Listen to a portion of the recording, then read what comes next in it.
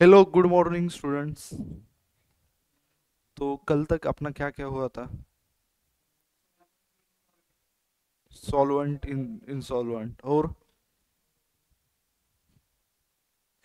क्या पढ़ा था हमने? और liabilities, type of liabilities, income, profit. हाँ, सॉल्वेंट इंसॉल्वेंट। और आप एक्सपेंडिचर हुआ था। हाँ, तो मैंने आप लोगों से कुछ कहा था कल, क्या कहा था? किया है आपने? किया है? पक्का? हाँ। सो अभी चैप्टर के हम लास्ट पड़ाव पे है। कुछ सांसें ले रहा है अपना चैप्टर। उससे पहले एक कंसेप्ट है वो पढ़ लेते हैं। Accounting concept, convention and principles. So बच्चों, meaning and importance of accounting concept यहाँ पर दिया हुआ है। अकाउंटिंग का इम्पोर्टेंस क्या है, अकाउंटिंग की जरूरत हमें क्यों पड़ी? आपको जैसे पता है अकाउंटिंग क्या है, एक बिजनेस की लैंग्वेज है। जैसे मराठी, हिंदी, इंग्लिश, गुजराती, तेलुगु, संस्कृत, वैसे क्या है, अकाउंटिंग एक लैंग्वेज, बिजनेस लैंग्वेज। ये तो आपको बात समझ में आ गई। तो accounting is means of communication the result of business operation to various parties interested और connected with the business. Accounting means क्या है? कम्युनिकेशन। क्या? Communication the result of business operation to various parties interested and connected with business. Interested and connected with business में क्या difference होगा, आपको क्या लगता है? और कनेक्टेड, इंटरेस्टेड यानी कौन इंटरेस्टेड होगा आपके बिजनेस में? सप्लायर, सप्लायर, बायर तुम्हारा। कनेक्टेड कौन होगा? तुम्हारे एम्प्लॉयज कनेक्टेड होगा। फाइनेंशियल इंस्टीट्यूशन कनेक्टेड है तुमसे, जिसने तुमको लोन दिया है। और क्या क्या होता है, गवर्नमेंट भी आपसे क्या है, इंटरेस्टेड है आपके बिजनेस का प्रॉफिट लॉस। गवर्नमेंट को भी पता चलना चाहिए, ऐसी गवर्नमेंट की खुद की क्या है, का वाटत असेल तुझा बिझनेस खूप चांगला चालू गव्हर्नमेंटला? टॅक्स भेटणार ना, जीएसटी भेटणार, इन्कम टॅक्स भेटणार। गव्हर्नमेंटला प्रत्येक बिझनेस काय वाटतो, चांगला चालव। ऑब्वियसली यह बात है। सो आगे क्या दिया हुआ है, तो ओनर्स, लोग दिए हुए जो आपके बिजनेस में इंटरेस्टेड और कनेक्टेड है, क्या है? Owners, creditor, investor, banks end financial institution, government end other agencies. Hence it is the rightly called as a language of business. क्या है वो? क्या करते हैं हम? कम्युनिकेट करते हैं business result to various parties. किसे करते हैं? जो बिजनेस से क्या है, कनेक्टेड और related. Connected, related, interested parties को हम कम्युनिकेट करते। Accounting is not only associated with business but it is also with everybody who is interested in the keeping and accounts of the monetary transaction. Generally the term accounting refer to financial accounting. Bookkeeping and accountancy is an art of recording, classifying, summarizing transaction of a business concern in a systematic way. इधर से यहां तक पढ़ लीजिए। क्या दिया हुआ है इसमें?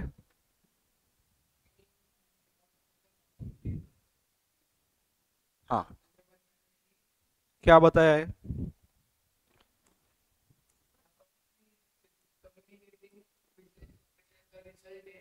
हाँ। हम्म।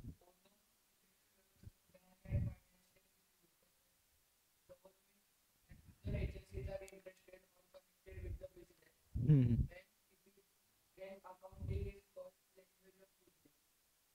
ओके। नीचे क्या दिया है, accounting is not only associated with business. क्या दिया है? विद बिजनेस बट आल्सो विद everybody who is interested in the keeping and accounts of monetary transaction. खाली बिजनेस से एसोसिएटेड है क्या? किन किन लोगों से एसोसिएटेड है? Owners, creditors, interest, investor, bank, financial account. वो क्या है? इंटरेस्टेड है किसमें? Keeping an account of monetary transaction. Generally term accounting refer to financial accounting. ये क्यों लिखा है generally refers to financial accounting? क्योंकि अकाउंटिंग क्या है? बहुत बड़ा वास्ट सब्जेक्ट है. अकाउंटिंग में क्या आता है? अभी आप 11th-12th में हो, आपको क्या है? फाइनेंशियल अकाउंटिंग है.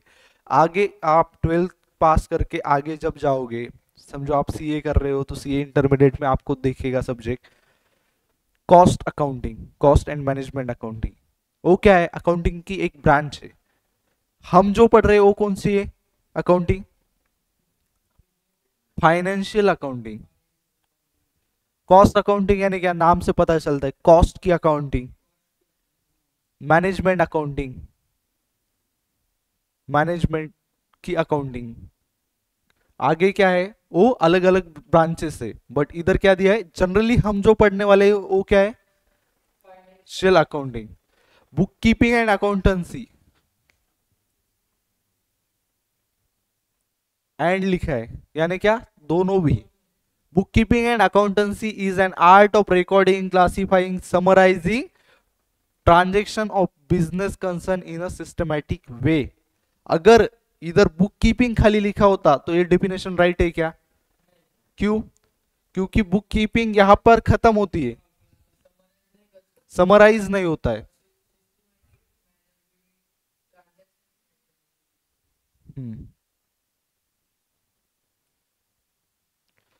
इंपॉर्टेंस ऑफ अकाउंटिंग कंसेप्ट क्या है?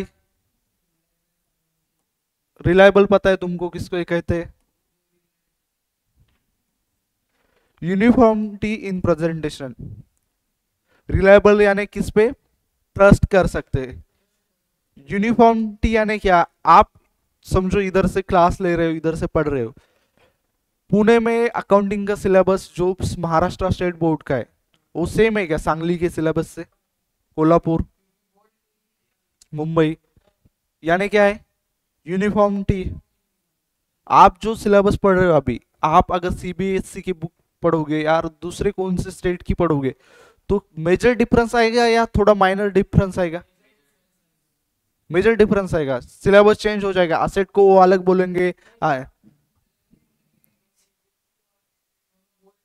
बोर्ड अलग है, लेकिन जो बेसिक फंडामेंटल है अकाउंटिंग की वो चेंज हो जाएगी क्या? वो सेम रहेगी. यानी क्या है? इन अभी समझो मैंने तुमको पहले भी बोला था अकाउंट्स का फॉर्मेट क्या रहता? टी शेप रहता है. पूरा नहीं बना रहा, इसमें पर्टिकुलर्स, डेट, पर्टिकुलर्स, अमाउंट ऐसा रहता है. लेकिन ये जो फॉर्मेट है अभी सीबीएसई की बुक में प्रेजेंटेशन का फॉर्मेट सेम रहेगा क्या अलग होगा? क्यों सेम रहेगा? अकाउंट्स एक ही है तो क्या है? Uniformity in presentation. Reliable of financial statement. Generally acceptable basis for measurement. Accounts क्या होते? जनरली एक्सेप्टेबल होते. उसके बाद proper information to all, valid and appropriate assumption. ये क्या है? Important sons of accounting concept. समझ में आ गया? किस पॉइंट में डाउट आपको?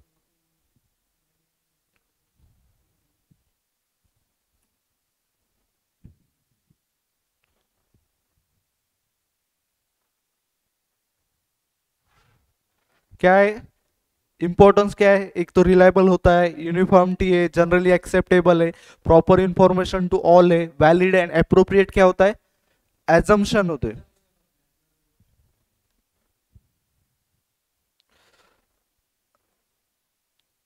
ये कंसेप्ट मैंने आपको 2-3 बार पहले भी पढ़ाया हुआ है, एक बार रीड कर लीजिए इसमें क्या दिया है. कल ही पढ़ाया था. उसके पहले फर्स्ट लेक्चर से मैंने आपको बोला था कि हम अकाउंटिंग किसके व्यू से करते?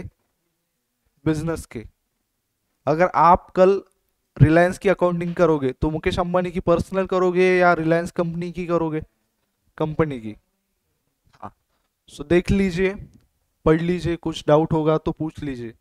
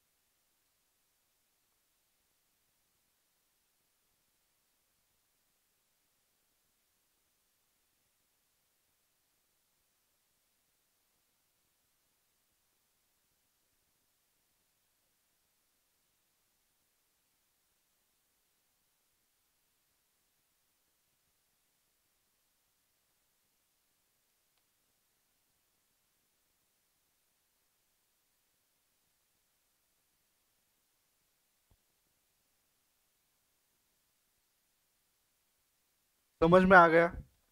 कोई डाउट? अभी समझो एक एग्जांपल दिया हुआ है, वो लेते हैं हम। एक बिल्डिंग है, समझो रेंट पे ले ली। किसने ली है? बिजनेस ने। तो क्या हुआ, हाफ जो बिल्डिंग है उसमें क्या है, बिजनेस का ऑफिस है, और अदर हाफ में क्या है, रेसिडेंस है। किसका? प्रोपराइटर का। लेकिन बिजनेस, ये जो रेंट पे ली है वो किसने ली है? समझो बिजनेस ने ली है। तो हाफ ऑफ द अमाउंट जो है, समझो 50,000 बिल्डिंग का टोटल रेंट है, तो 25,000 डिडक्ट होगा as a drawing from proprietor. Drawing कहाँ से डिडक्ट होता है? कैपिटल से। समझ में आ गया? क्यों होगा डिडक्ट 25,000?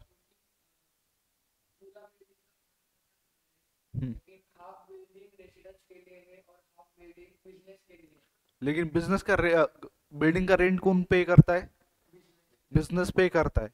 तो बिजनेस अलग है, प्रोपराइटर अलग है। प्रोपराइटर समझो बिजनेस की प्रॉपर्टी यूज कर रहा है, यानी वो क्या कर रहा है, रेंट पे खुद ले रहा है, बिजनेस ने नहीं लिया है। बिजनेस उसको सब लेंट कर रहा है, इसलिए क्या होगा इधर, 25,000 डिडक्ट होंगे as a drawing.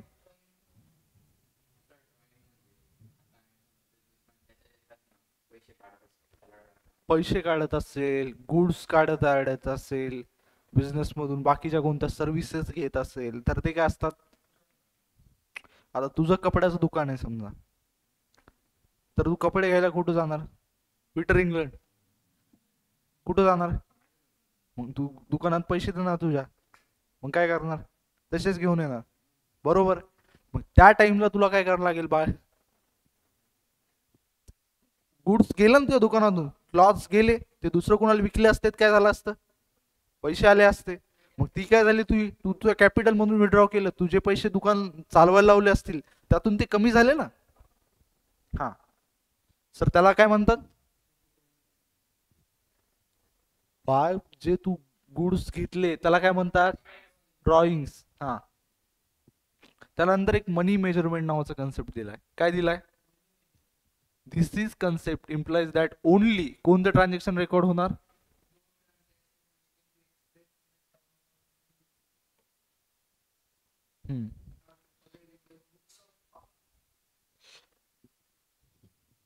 Expressed in terms of money हा वर्ड खूप जास्त इम्पॉर्टन्स आहे बाळांनो. का?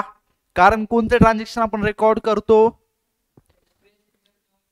जे ट्रान्झॅक्शन आपल्या बुक्स ऑफ अकाउंट मध्ये कोणते रेकॉर्ड करतो आपण? जे मनीच्या फॉर्म मध्ये. कुणी आलं एखाद्या दुकानमध्ये, खूप गोष्टीची इन्क्वायरी केली, मग काय करणार आपण? 4 ट्रान्झॅक्शन बनवणार, यांनी हे इन्क्वायरी करून गेले, मग काय करणार?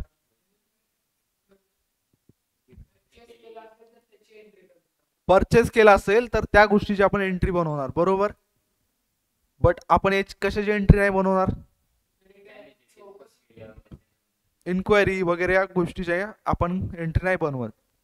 कुणी म्हणलं तुम्हाला 10 ऑर्डर देतो, तर त्या गोष्टीची एंट्री करणार आपण.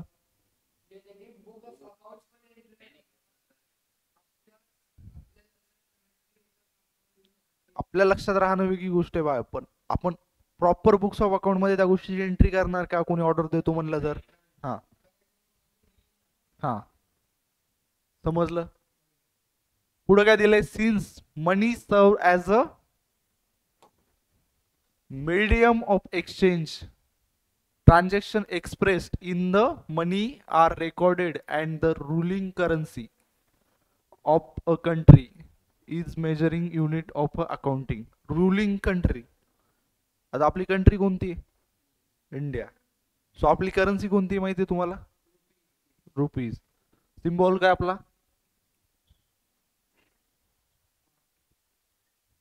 अमेरिकेची डॉलर. एवढं समजलं. Transaction which do not involve money will not be recorded in the books of accounts. मी तुम्हाला अगोदर सांगितलं, जसं इन्क्वायरी केली, कोणी ऑर्डर देतो म्हणलं, ज्याच्यात पैसे इन्व्हॉल्व नाहीत ते आपण रेकॉर्ड करतो का, नाही. For example working condition in the work place, या गोष्टीची आपण एंट्री करणार. वर्किंग कंडिशन वर्क प्लेसवर चांगली आहे. स्ट्राईक बाय एम्प्लॉईज, स्ट्राईक माहिती आहे तुम्हाला काय असतो, हडतालवर बसले एम्प्लॉईज कंपनीतले, एंट्री करणार आपण. इफिशियन्सी ऑफ मॅनेजमेंट, मॅनेजमेंट खूप इफिशियंट आहे, या गोष्टीची एंट्री करणार. It will not be recorded in the books of account as they can not express in the terms of money, but it helps in understanding of the state of the affairs of the business as money serve as a common measure by means of which heterogeneous facts about the business are recorded. For example, if a business has 5 computer, 2 table, 3 chair, and the asset cannot be added to give useful information unless they are expressed in the monetary term. उगाच असलेले 4 computer आहेत, 5 PC आहेत, आणखी काय 4 table आहेत, 2 AC आहेत, या गोष्टीला काय व्हॅल्यू आहे का, काहीच व्हॅल्यू नाही जोपर्यंत ते किती रुपयाचे ते आपल्याला माहित नसेल. समजलं. सो जब तक हमें पता नहीं चलेगा मनी में क्या उसका मेजर होता है, तब तक उस ट्रांजैक्शन को हम पास नहीं कर पाएंगे. आगे एक कंसेप्ट दिया हुआ है, क्या, कॉस्ट कंसेप्ट. कॉस्ट माहिती क्या असती, कॉस्ट क्या होती, किम्मत, वैल्यू. कॉस्ट यानी क्या, जनरली आप जो चीजें परचेस करते हो उसको क्या बोलते हैं, कॉस्ट. हमारे बुक्स ऑफ अकाउंट में नॉर्मली जो असेट परचेस की जाती है, क्या, उसकी एंट्री किस प्राइस पे होती है, हिस्टोरिकल कॉस्ट, यानी जो असेट को परचेस करते वक्त जो कॉस्ट लगी उस पे एंट्री होती है. An asset is recorded in the books of account on the basis of historical cost, that is in the acquisition cost. उसे ही क्या कहते, एक्विजिशन को मैंने क्या बोला था, परचेज. लेकिन जो असेट होती है उनको क्या करते हैं हम, एक्वायर करते. परचेज किसे करते, गुड्स को करते. कॉस्ट ऑफ एक्विजिशन क्या, will be the base for the all further accounting. वो क्या है, बेस से फर्दर अकाउंटिंग के लिए. It does not mean that the asset will be shown at a cost. It is recorded at cost at the time of its purchase, but it is systematically reduced in the books of account by charging depreciation. वो base थे किसके लिए, accounting के लिए. लेकिन यह चीज नहीं है कि उसकी वैल्यू सेम ही हम रखेंगे. आपको एक पता है डेप्रिसिएशन बोल के कंसेप्ट है, उस पर अपना एक चैप्टर भी है, 7 चैप्टर आई गेस 7 या 8 होगा, देख लीजिए. 7. हाँ. सो बच्चों उसमें क्या दिया हुआ है अपने को कि डेप्रिसिएशन यानी क्या होता है, ये चीज सबसे पहले आप समझ लीजिए.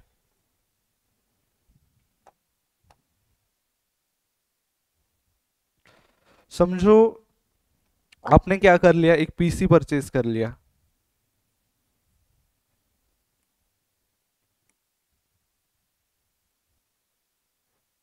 ये क्या है, कंप्यूटर है। कंप्यूटर है, सो बच्चों ये कंप्यूटर 50,000 में हमने परचेज कर लिया आज। 2 साल बाद उसकी प्राइस कितनी रहेगी, 60,000। इस कंप्यूटर की कम हो जाएगी। क्यों कम होगी आपको लगता है, आपके हिसाब से क्यों कम होगी तुमको लगता है? लैपटॉप्स आए, टेक्नोलॉजी अपग्रेड हुई है, जैसे क्या, लॉजीज अपग्रेडेशन, और क्या हुआ है,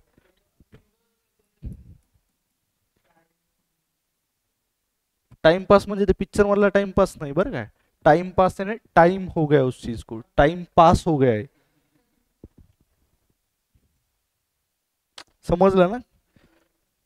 टाइम झालाय त्या गोष्टीला, 1-2 वर्षापूर्वी घेतलेली आहे, सो काय झाला, यूज झाला, बरोबर आहे, त्यामुळे काय होणार, कमी होणार त्याची प्राइस। हा, म्हणून जी व्हॅल्यू कमी होती त्या व्हॅल्यूला म्हणतात डेप्रिशिएशन, आणि ही जी प्रोसेस असती त्यात म्हणतात डेप्रिशिएट झाली असेट, काय होती असेट, असेट। हा, फक्त नॉर्मली जर बघितलं आपण, लँड डेप्रिशिएट नाही होत, का नाही होत असेल, जमीन, हा, व्हॅल्यू आहे बट जमिनीत काय टेक्नॉलॉजी अपग्रेडेशन होणार आहे का, जमीन पण असेल आहे बरं काय आपली, आणखी काही टाइम पास झाला म्हणून काही काही हे होत नाही, किती जरी वर्ष झाले तरी जमिनीची व्हॅल्यू नॉर्मली इन्क्रीज होत असते। सो ही कन्सेप्ट कळली तुम्हाला, डेप्रिशिएशन काय असते।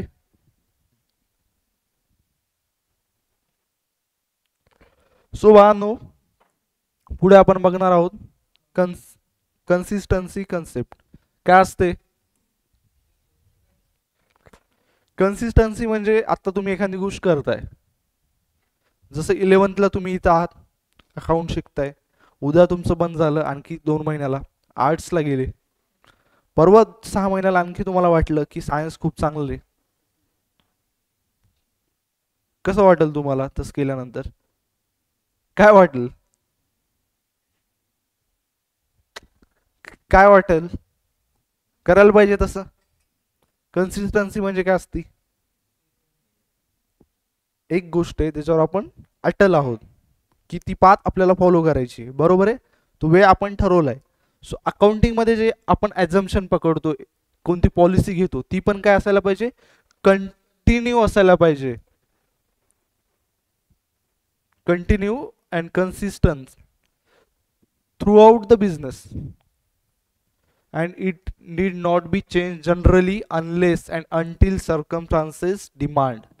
म्हणजे नॉर्मली समजा जर एक्सेप्शनल गोष्ट जोपर्यंत होत नाही तोपर्यंत ती काय व्हायला नाही पाहिजे, चेंज नाही व्हायला पाहिजे, जोपर्यंत सर्कमस्टान्सेस बदललेले आहेत, कळतंय ना? नॉर्मली आपण जी पाथ फॉलो करतोय तिच्यावर अटल राहायला पाहिजे। However it does not stop any improvement of new technology, म्हणजे एखादी टेक्नॉलॉजी अपग्रेड झालं तर त्याला अप्लाय करू नका असं म्हणत नाही। कन्सिस्टन्सी कोणती, कन्सिस्टन्सी अकाउंट्स मधले नाही, तुम्ही तुमच्या लाईफ मधल्या गोष्टी सोबत रिलेट करसाल याला।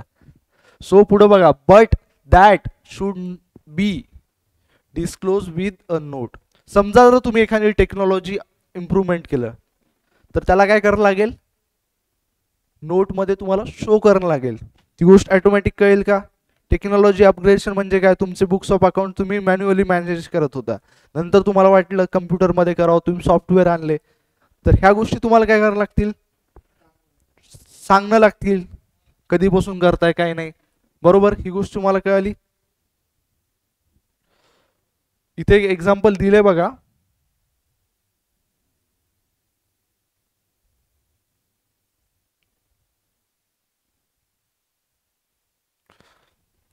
डेप्रिशिएशनचे 2 मेथड असतात, एक असती SLM म्हणजे स्ट्रेट लाईन मेथड. म्हणजे ज्यामध्ये काय होतं, एक इक्वल डेप्रिशिएशन कॅल्क्युलेट केलं जातं. स्ट्रेट म्हणजे काय, सरळ. प्रत्येक वर्षी जर ठरलं बा 10,000 करायचे तर प्रत्येक वर्षी 10,000 होणार. आणि एक रिटर्न डाऊन व्हॅल्यू मेथड असते. रिटर्न डाऊन, डाऊनचा अर्थ काय, कमी होत जाणं. सुरुवातीला काय असणार, जास्त.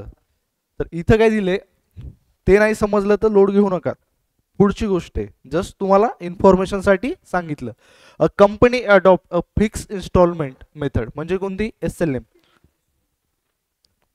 Straight line, for charging depreciation on fix asset from the beginning till the end of the estimated life of asset. म्हणजे काय, कंपनीनं अडॉप्ट केली एका फिक्स इन्स्टॉलमेंट मेथड म्हणजे काय, SLM, straight line method, for charging depreciation on fix asset from the beginning till the end of the estimated life of asset. Estimated life of the asset म्हणजे काय असते माहिती आहे तुम्हाला. सपोज पकडा, normally कसं असते, आपण एखादी जेव्हा गोष्ट घेतो असेट, तर आपल्याला माहित असते की साधारण ही किती वर्ष चांगली वर्किंग कंडिशन मध्ये काम करणार. जसं तुम्ही मोबाईल घेतला, तुम्हाला काय गोष्ट माहित असणार, कमीत कमी 3 ते 4 वर्ष तरी व्यवस्थित चालेल, बरोबर. त्यानंतर काही प्रॉब्लेम येतील, बट ते 3 ते 4 वर्ष आपल्याला माहित असते व्यवस्थित चालेल, पास्ट एक्सपिरियन्स बाकीच्या गोष्टी. त्यावरून आपण काय करतो, एस्टिमेटेड लाईफ ठरवतो त्या गोष्टीची किती आहे, बरोबर आहे. हां, सो फिक्स इन्स्टॉलमेंट मेथडमध्ये काय करतो आपण, एक सरळ सरळ अमाऊंट चार्ज करतो. आता ही गोष्ट समजली. तर इथं काय सांगितलं, एक कंपनीनं काय केलंय, फिक्स अमाऊंटचं डेप्रिशिएशन कॅल्क्युलेट करून दरवर्षी डेप्रिशिएट करायचं ठरवलंय. आणि कधीपासून, beginning to the end of the life. म्हणजे ही काय, कंपनी कन्सिस्टंट आहे त्या गोष्टीच्या बाबतीत. सो आपल्या पॉलिसी कशा पाहिजेत अकाउंटिंगमध्ये, कधीपर्यंत, जोपर्यंत सर्कमस्टान्सेस चेंज होत नाहीत. कधी, जोपर्यंत एखादी एक्स्ट्रा ऑर्डिनरी गोष्ट घडत नाही तोपर्यंत काय असायला पाहिजेत आपले. ही गोष्ट समजली. त्यानंतर एक पुढची कन्सेप्ट आहे बघा, कन्झर्वेटिझम. म्हणजे काय, आपण म्हणत नाही का समोरचा व्यक्ती खूप हे आहे बघा, काय आहे, खूप गोष्टीची काळजी घेतो, बरोबर आहे, की अगोदरच तो काय करतो, कमी खर्च करतो, सगळ्या गोष्टी व्यवस्थित करतो, कुठं एक्स्ट्रा पैसे खर्च करत नाही. तर त्याला काय म्हणतो आपण, थोडं व्यवस्थित राहतो, कन्झर्व काहीतरी म्हणतात बघा, माहिती आहे तुम्हाला. ठीक आहे, जाऊ द्या, सोडून द्या. कन्झर्वेटिव्ह म्हणजे काय असते, की जोपर्यंत आपली ऍक्च्युअल इन्कम होत नाही, ऍक्च्युअल इन्कम म्हणजे जोपर्यंत पैसे आपल्याकडे येत नाही तोपर्यंत आपण ते काय करतो, रेकॉर्ड नाही करत. म्हणजे मी जसं तुम्हाला सांगितलं, तुमच्याकडे कोणी ऑर्डर द्यायला आलं, इन्क्वायरी करायला आलं, तर आपण लगेच त्या बेसिसवर काय करत, हे करत नाही, प्रॉफिट इमॅजिन करत नाही, बरोबर. आपण जोपर्यंत ती गोष्ट आपल्याला फिक्स होत नाही की बा त्यातून पैसे भेटणार आहेत तोपर्यंत ती रेकॉर्ड नाही करत. जोपर्यंत आपण ऑर्डर देत नाही, जोपर्यंत गुड्स आपण सेल करत नाही.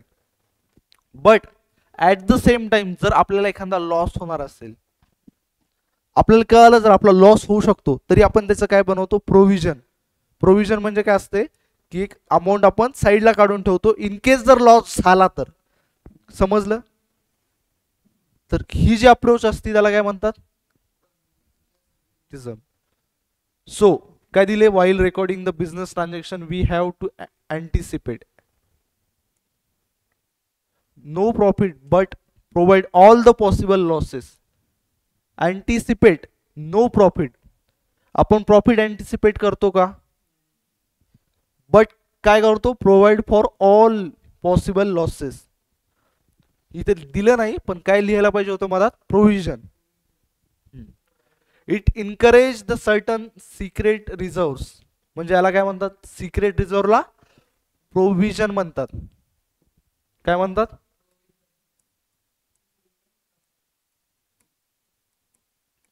Bye making excess provision to prevent losses. The income statement may shown the lower income and the balance sheet overstated the liabilities and understated assets म्हणजे काय, आपण लायबिलिटीज जर आपल्या असतील, प्रोव्हिजन बनवलं म्हणून काय होणार, लायबिलिटीज वाढणार आणि असेट काय होणार, कमी होणार. ही गोष्ट आपण कशामुळे करतो, conservatism. This policy of recording is asking the accountant to play safe. म्हणजे काय, प्ले सेफ माहिती आहे तुम्हाला, आपण काय म्हणतो, व्यवस्थित खेळ. जो आपली इंडियाची मॅच होती बरोबर, T20ची समजा, हा साऊथ आफ्रिकेसोबत. आता साऊथ आफ्रिका जेव्हा खेळत होती लास्टला, त्यांना काय पाहिजे होते, 30 आय गेस 20 बॉलमध्ये 30 रन पाहिजे, 30 बॉलमध्ये 30 रन. तर त्यामध्ये काय करायला पाहिजे होतं, त्यांनी सेफ खेळायला पाहिजे होतं. नॉर्मली 1-1 2-2 रन काढले असते तरी जिंकले असते. तर त्या खेळण्याला काय म्हणतात, टू प्ले सेफ. म्हणजे काय, व्यवस्थित हे करा, जास्त एक्स्ट्रा रिस्क घेऊ नका. कन्झर्वेटिझम मध्ये काय होतं, आपण सेफली खेळतो while writing the accounts. He concept समजली बाळांनो.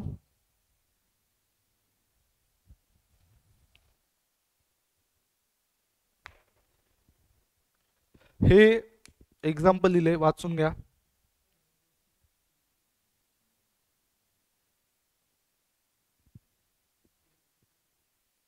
वाचा,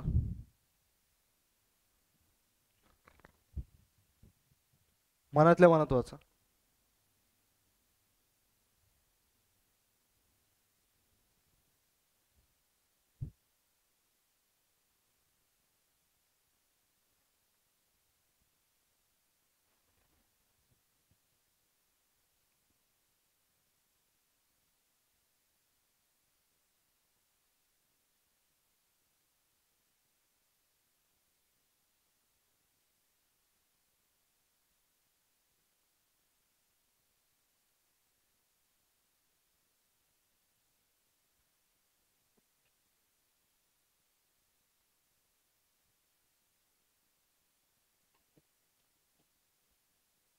कोणती फेस व्हॅल्यू,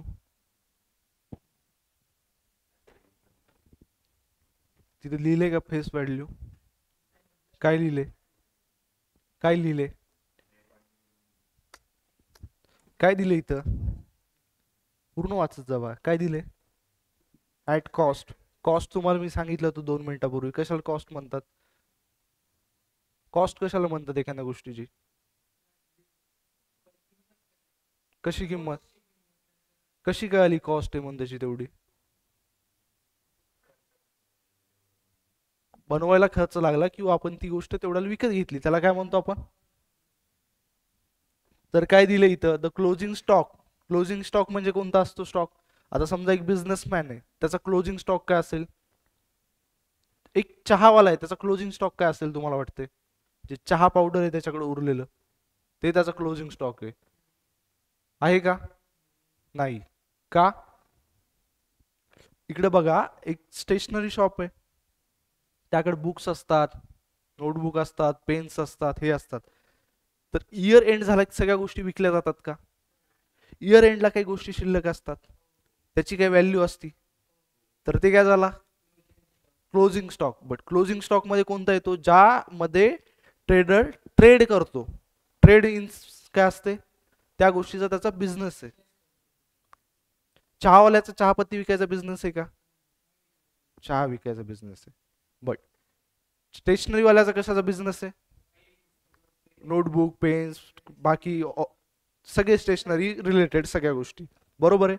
मग आता स्टेशनरी वाल्याचे जे गुड्स वर्षाच्या शेवटी राहिलेत ते काय, त्यासाठी क्लोजिंग स्टॉक आहेत, बरोबर.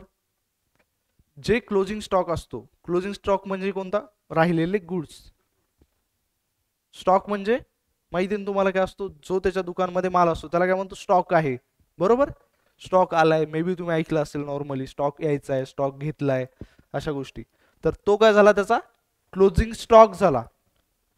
आता समजा त्या क्लोजिंग स्टॉकची एका फॅक्टरी मधली व्हॅल्यू 25,000 आहे, ऍट कॉस्ट म्हणजे 25,000ला परचेस केली, and ₹35,000 at the market price.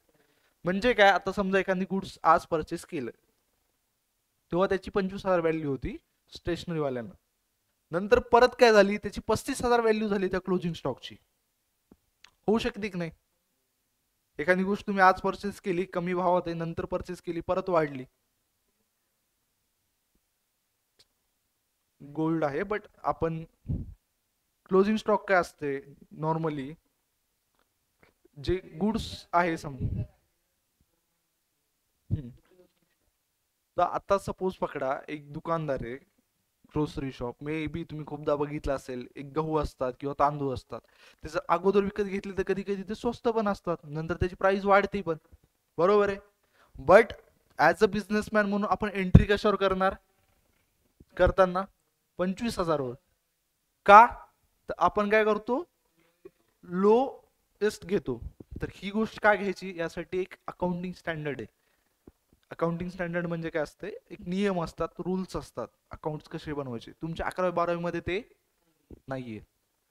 पण काय असते, closing stock lower of the कशाचं घ्यायचं असते, कॉस्ट और एनआरव्ही. एनआरव्ही म्हणजे net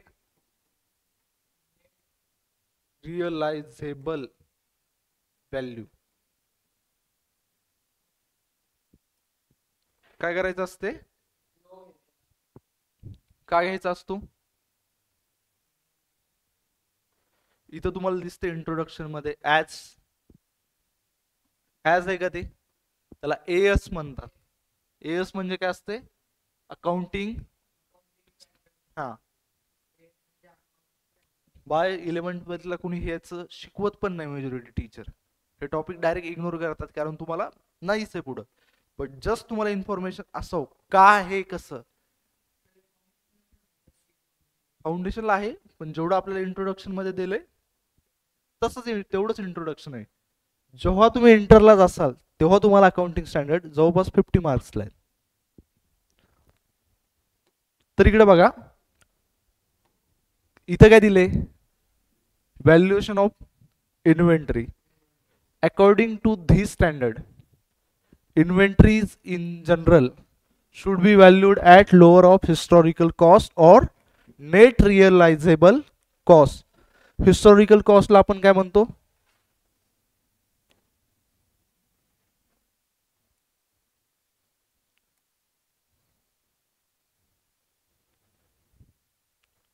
historical cost or net realisable value. त्यामधली सगळ्यात लहान जी असेल त्यानुसार आपण काय करतो, व्हॅल्यू करतो. हे कशानुसार आहे, AS2 valuation of inventory. But सध्या या गोष्टीचा तुम्हाला लोड घ्यायची गरज आहे का, 11वी-12वी नाहीये. बट मला पर्सनली वाटते, माझी रिस्पॉन्सिबिलिटी आहे की तुम्हाला सांगावं का होते. कारण मी तुम्हाला पहिल्या दिवशी सांगितलं, आपण अकाउंटिंग कसं शिकणार आहे, फाउंडेशन पासून तर शिकणार आहे, पण कन्सेप्च्युअली शिकणार आहे. उगाच तुम्हाला म्हणलो बा असं हे करा, ते तसंच असते, तसं नाही. का आहे तसं, बरोबर आहे ना, तुम्ही क्लास लावलाय कशामुळे, ही गोष्ट तुम्हाला समजायला पाहिजे ना. बेसिक पर्पज काय आपला. त्यानंतर एक गोईंग कन्सर्न नावाची कन्सेप्ट दिली.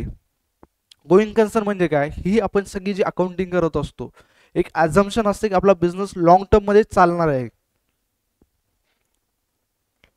लॉंग टर्म मध्ये आपला बिझनेस सर्वायवल करणार आहे, या गोष्टीला पकडून आपण अकाउंटिंग करत असतो.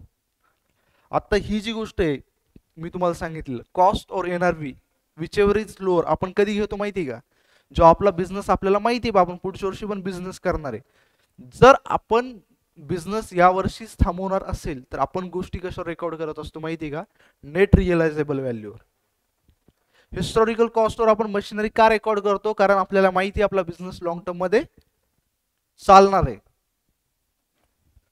तर ही कन्सेप्ट वाचा. It is the basic assumption that business is going concern. Going concern म्हणजे चालू राहणार आहे, and will continue its operation for future, म्हणजे फ्युचर मध्ये पण ऑपरेशन चालू राहणार आहेत. Going concern concept influence accounting practices in relation to valuation of asset and liabilities. काय करती, इन्फ्लुएन्स करती, त्यावर गोष्टी डिपेंडंट आहे. asset liabilities, depreciation of fixed asset, treatment of outstanding and prepaid expenses, accrued and unearned revenue, for example asset are generally valued at historical cost. Any increase or decrease in the value of asset in short period is ignored. But जर आपला business going concern नसेल तर आपण काय करणार, net realisable value नुसार accounting करतो. काही गोष्टी तुम्हाला समजल्या नसतील यात, unearned interest, outstanding interest, outstanding expense. But he काय एक एक शब्द आहेत, लगेच एक शब्द येत नाही म्हणजे इथंच थांबायचं. आपण हळूहळू सगळ्या गोष्टी शिकणार आहोत.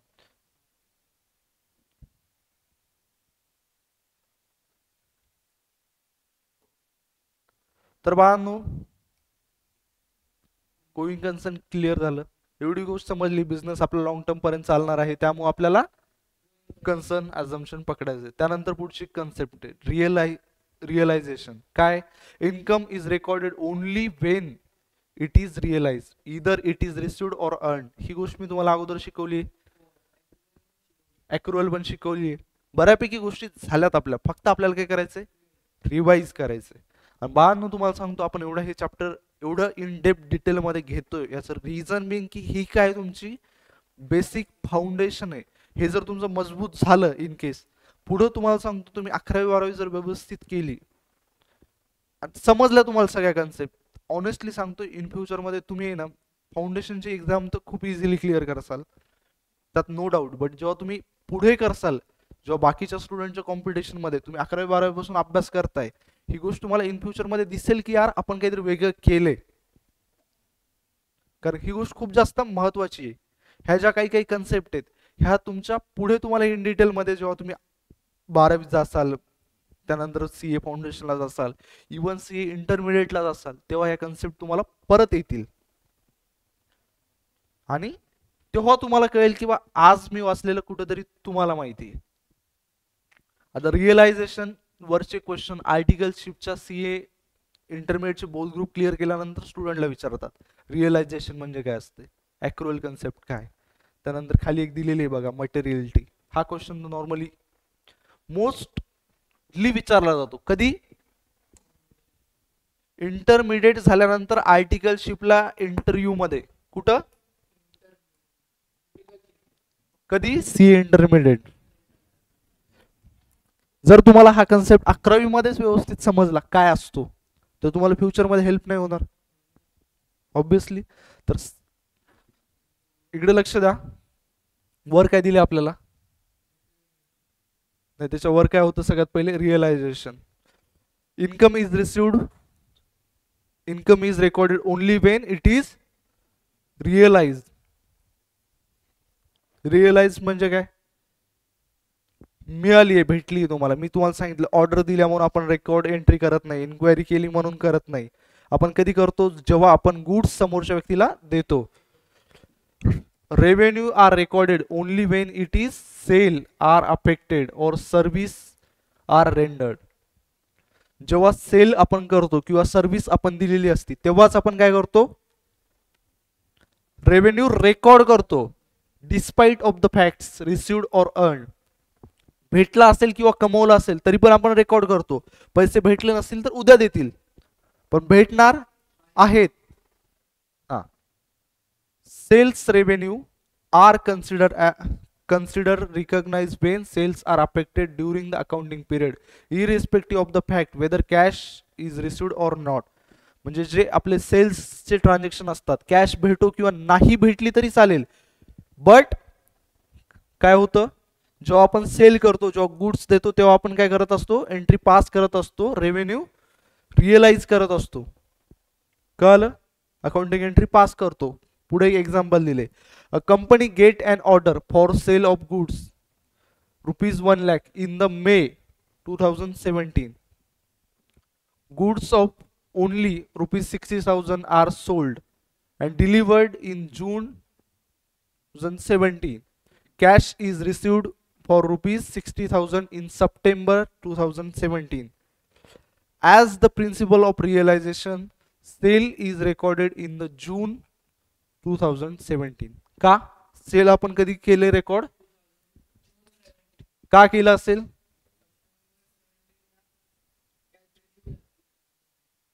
त्याच्यामुळे. हा, म्हणून केलंय. हा, एकदम बरोबर, करेक्ट, राईट बा. तर काय आहे, आपण गुड्स त्या दिवशी विकलेत, पैसे जर त्याचे नोव्हेंबर डिसेंबर मध्ये जरी भेटले असते त्या गोष्टीची आपल्याला नाहीये. ऍज पर अकाउंटिंग पर्पज आपण काय करतो, सेलची एंट्री करतो.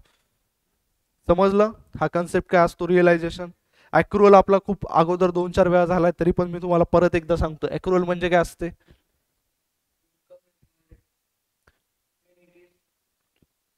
जेव्हा आपण एखादी इन्कम किंवा एक्सपेन्स करतो, एक्सपेन्स जर केले म्हणजे रेंट, आता समजा ही क्लासरूम रेंटवर पकडा, जर आपण एक क्लासरूम यूज करत असेल, हिचा रेंट आपण महिन्याच्या एंडला दिला किंवा नाही जरी दिला, आउटस्टँडिंग जरी असेल, नाही दिला म्हणजे आउटस्टँडिंग होतो, तर ह्या ज्या गोष्टी असतात त्या आपल्याला त्याच महिन्यामध्ये रेकॉर्ड करायला लागतात.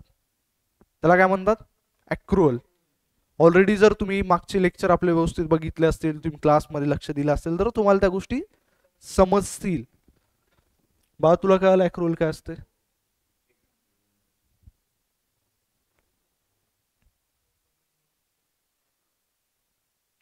A, a company invested rupees 1 lakh with a bank for 1 year on 1st October 2015, and bank has to pay interest at 10% on the maturity, that is 31st 2016. बाळांनो आता इकडे बघा, जर 1 लाख रुपये आपण 1 वर्षासाठी इन्व्हेस्ट केलेत 1 ऑक्टोबर 2015ला, आणि 30 सप्टेंबर 2016 जर आपल्याला पैसे भेटत असतील, त्याचा अर्थ काय, 13 सप्टेंबरला आपल्याला पैसे भेटले का, काय करताय तुम्ही, त्याचा अर्थ काय.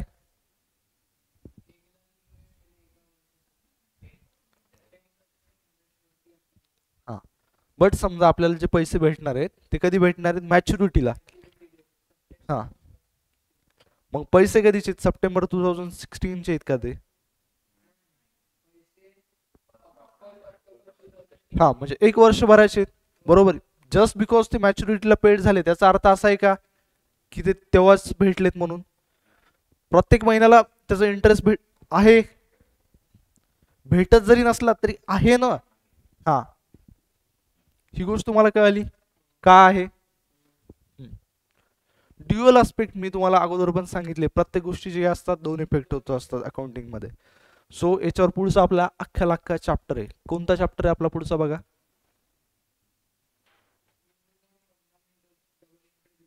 हा, double entry book keeping system. आपल्या याच्यात प्रत्येक ट्रान्झॅक्शनचे दोन इफेक्ट होत असतात बाळांनो. Dual aspect, according to this concept every transaction or event has two aspect or effect, dual effect. For example, when Akshay started a business with cash rupees 5 lakh, on one hand the business get cash of rupees 5 lakh, and on the other side a liability arises, that is the business has to pay Akshay a sum of rupees 5 lakh. हे तुम्हाला अगोदर मी सांगितले की business मध्ये जर 5 lakh cash आली तर एका साईडने आपल्याला दिसतीये की आपल्याकडे 5 लाख कॅश आली आहे, पण दुसरीकडे काय आली आहे, एक रिस्पॉन्सिबिलिटी आली ज्याच्यामध्ये आपल्याला काय करायचे बाळांनो, 5 लाख बिझनेसला अक्षयला कधीतरी पे करावं लागतील. म्हणजे हे काय झाले, दोन आस्पेक्ट झाले. पकडा तुम्ही एक गुड्स परचेस केलं, बरोबर आहे. समजा मनीष तू काय केला, स्टेशनरीच्या शॉपवर गेला आणि नोटबुक परचेस केला. काय झालं, तुझ्याकडे गुड्स आले, बट दुसरा आस्पेक्ट काय झाला, तुझ्याकडून काय गेली, पैसे गेले, कॅश गेली, गुड्स आले, दोन आस्पेक्ट झाले, बरोबर आहे. समजलं का म्हणतात. This is concept which recognise the fact that for every debit there is a corresponding equal credit. This is the basis of entire system of double entry bookkeeping. From this concept the basic accounting equation arises, that is capital plus liability is equal to, हे equation आपलं already झालंय. याच्यावर पुढचा अख्खा chapter आहे इक्वेशनवर 92 त्या दिवशी, म्हणून काल मी तुम्हाला डिटेल मध्ये सांगितलं होतं. त्यावर अख्खे चॅप्टर आहे पुढचं, आणि रूल्स पण आहेत.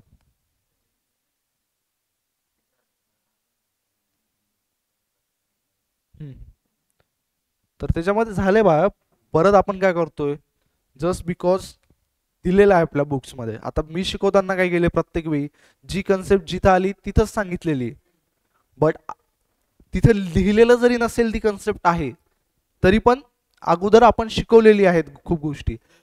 हां, त्यानंतर पुढचं दिले बघा मटेरियलिटी. मटेरियलिटी म्हणजे काय असते, ज्या गोष्टीमुळे आपला डिसिजन इन्फ्लुएन्स होतो. काय होतो, जर तुम्हाला माहित असेल, मी तुम्हाला त्या दिवशी सांगितलं होतं बघा, मी तुम्हाला सांगितलं यार पुढचे 2 महिने मी क्लास घेणार आहे, त्यानंतर एक नवीन सर येणार आहेत, तुमचं ऍडमिशन घ्यायचा डिसिजन इन्फ्लुएन्स झाला, म्हणजे ही गोष्ट तुमच्यासाठी काय मटेरियल आहे. बरोबर आहे, क्लासमध्ये 2 दिवस फॅन नाही चालला, तुम्ही ऍडमिशन कॅन्सल करसाल, नाही करणार. गोष्ट मटेरियल कशामुळे, तुमचा डिसिजन ज्या गोष्टीमुळे इन्फ्लुएन्स होतो ती गोष्ट काय असती, मटेरियल असती. इकडे बघा, समजा जर आपल्याला कळालं की आपल्या ऑफिसमधून 5 रुपये हरवलेत, आपण ही गोष्ट जास्त मनावर घेईल, बरोबर. जर आपल्याला कळालं 2,000 हरवलेत, विचार करेल त्या गोष्टीचा. तेच समजा अंबानी आहे, त्यांच्याकडून समजा 2 लाख हरवले, ते विचार करतील त्यांचा. का, तर मटेरियलिटी डिपेंड करते person to person.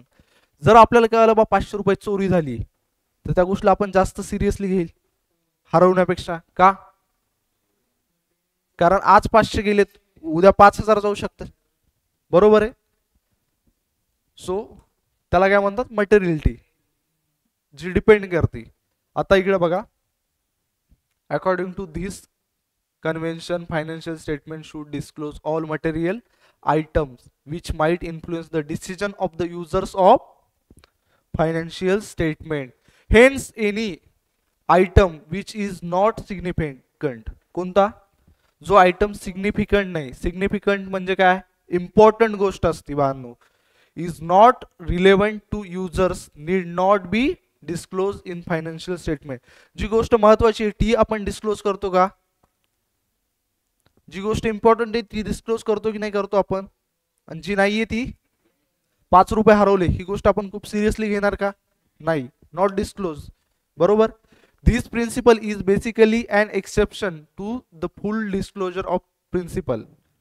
The term materiality is subjective in nature. Subjective म्हणजे काय, चेंज होती, अशी काय फिक्स नाहीये. The materiality is depend on amount involved in the transaction, size of the business, nature of the information, requirement of the person making decision, and item material to one person may be immaterial to other person. जसं मी तुम्हाला already सांगितलं होतं example मध्ये, बाळांनो इकडे लक्ष द्या, काय सांगितलं होतं की अंबानीसाठी 2 लाख इम्पॉर्टंट आहेत का, इमटेरियल आहेत, पण आपल्यासाठी 2 लाख महत्वाचे आहेत की नाही. तर हे काय झालं, मटेरियलिटी डिपेंड करते वेगवेगळी, कशावर, amount involved in transaction, size of the business, अंबानीचे बिझनेस काय मोठा आहे, बरोबर आहे. त्यानंतर काय, nature of the information, information कशी भेटली, त्या सोर्स पण महत्वाचा आहे, बरोबर आहे. तुम्हाला जर उद्या रस्त्यांना चालताना कोणी म्हणलं उद्या रिलायन्स बुडणार आहे, तर तुम्ही त्या गोष्टीवर विश्वास ठेवसाल का. पण उद्या मुकेश अंबानीचे समजा सीईओ म्हणले कंपनीचे रिलायन्स काही दिवसात जाणार आहे, मग त्या गोष्टीवर कुठून भेटली ती पण गोष्ट मॅटर करते. त्यानंतर काय, requirement of person making decision, त्या व्यक्तीची रिक्वायरमेंट काय, त्याला काय पाहिजे डिसिजन मेकिंग करण्यासाठी, ही गोष्ट पण महत्वाची आहे. त्यानंतर आपलं डिस्क्लोजर, त्यामध्ये काय दिले, the account must disclose all material information. कळलं तुम्हाला मटेरियलिटी अगोदर का शिकवलं का, आपल्याला काय डिस्क्लोज करायचं असते, all material information. The accounting report should disclose full and fair information. पूर्ण आणि व्यवस्थित जी आहे तीच काय करायला पाहिजे, करायला पाहिजे टू रिलेटेड पार्टीज. आता रिलेटेड पार्टीज तुम्हाला माहिती आहेत, परत सांगायची गरज नाहीये, कोणत्या आहेत, ओनर, क्रेडिटर, सप्लायर. हा, the financial position and the performance should be disclosed very honestly to all users. Honestly म्हणजे काय असते, काय असतो व्हेरी ऑनेस्टली,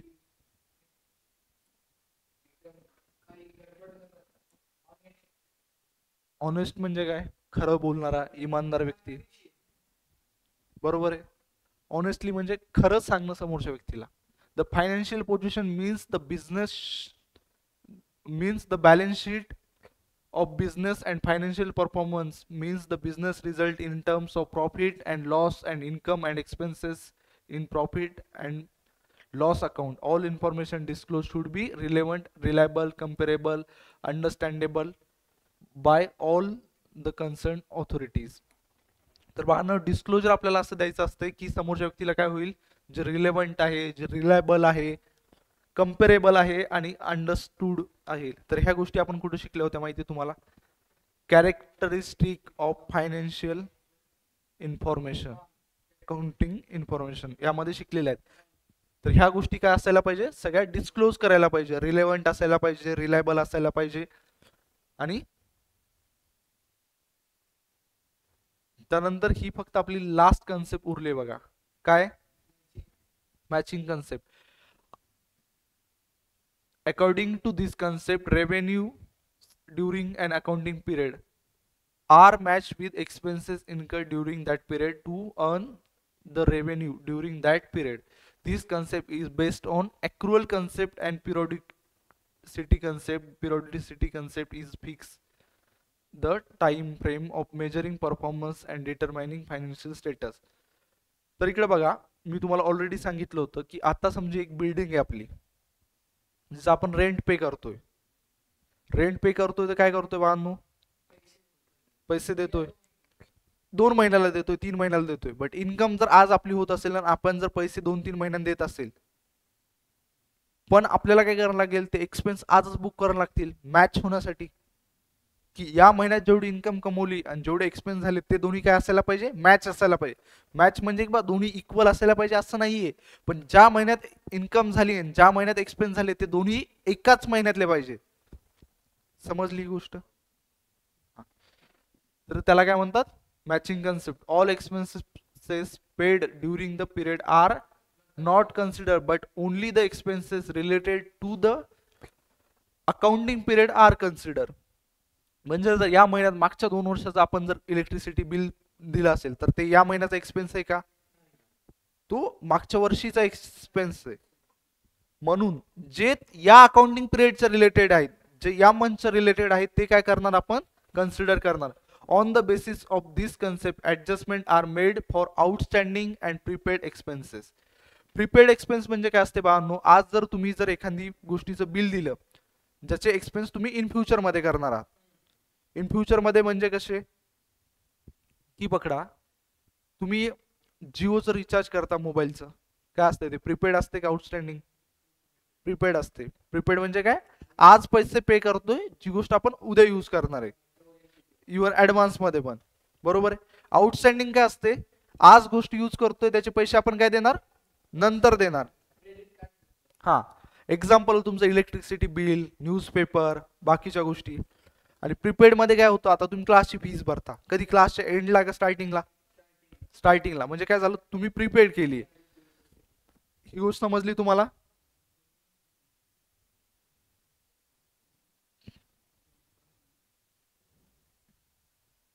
सो आपलं इथपर्यंत झाले बाळांनो. आय होप की उद्या तुम्ही हा पूर्ण कन्सेप्ट रिवाइज करून येसाल. आय नो की बा तुम्हाला वाटत असेल आपण आज खूप हार्ड शिकलोय, पण असं काही नाहीये. एकदम सोप्या कन्सेप्ट होत्या. तुम्ही घरी गेले व्यवस्थित रिवाइज केलं तर तुम्हाला परत करता येईल. Thank you so much.